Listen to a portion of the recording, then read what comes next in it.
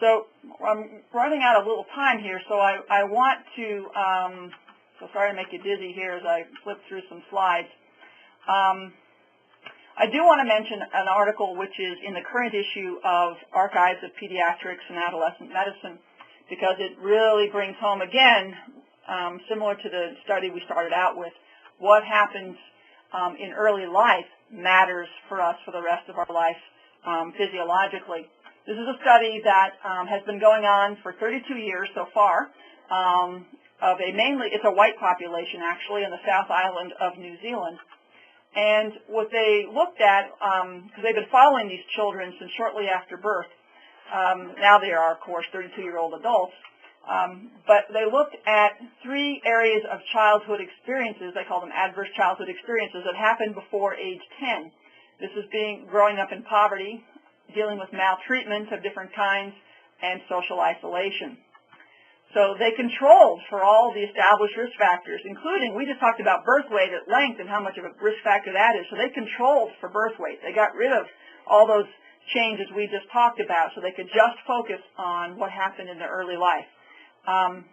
And what they found was that what was attributable, the number of cases or percent of the cases attributable to early adverse childhood experiences was almost a third of depression cases, about 13% of elevated inflammatory states, and again almost a third of cases with a clustering of metabolic risk markers for diabetes and heart disease. So this is huge. Looking at what happened in early childhood affects people years later.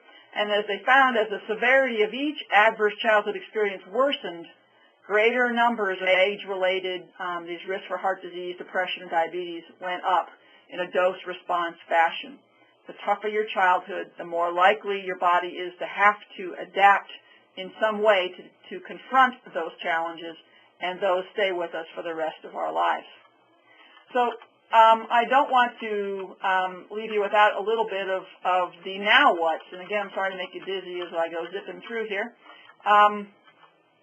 because I want to talk about some things that we can do, and in fact should start to do. Now that our model is not quite so small, now that we realize that it's not just about the genes we inherit and our diet and lifestyle choices, but it's actually about the genes we inherit, the epigenetic markers that we inherit, and the experiences we have in our early life that all combine together to affect our brain development, to affect our body's development, and our risk for things like chronic disease later on.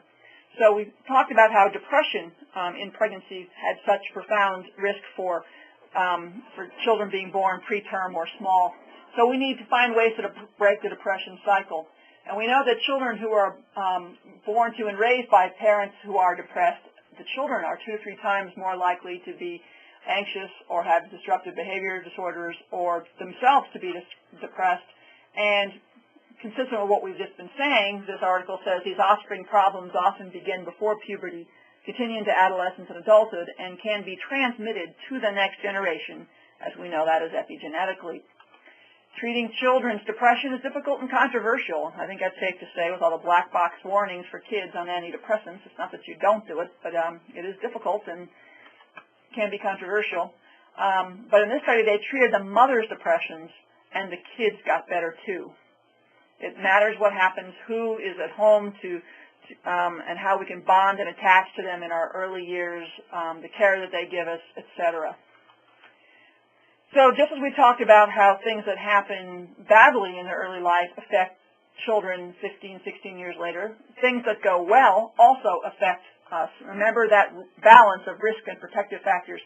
In this study, they took growth retarded children, meaning those are small for gestational age kids, so they had those risk factors we've been talking about. They were between 9 and 24 months of age, and they and their mothers met every week for 2 years, and the intervention was a play session in which moms were taught how to be good moms, how to listen and talk to their children, help children to experience success and praise in reducing punishment, both the severity and the capriciousness of the punishment. And these children, 16 years later, we're still doing better long after the intervention, because the intervention happened while those brain windows of development were still wide open, and change for the better could make a big difference. And in fact, James Heckman here on this slide is an economist at the University of Chicago, and he's actually looked at the economics of early intervention in these neurological risk factors, and these quotations are both getting at the idea that it is much easier and better to try and correct things that haven't gone well while the child is still very young. Once you get older, it becomes much tougher. An example is, it is much easier to teach a 5-year-old to read than a 15-year-old to read because of the brain windows being open.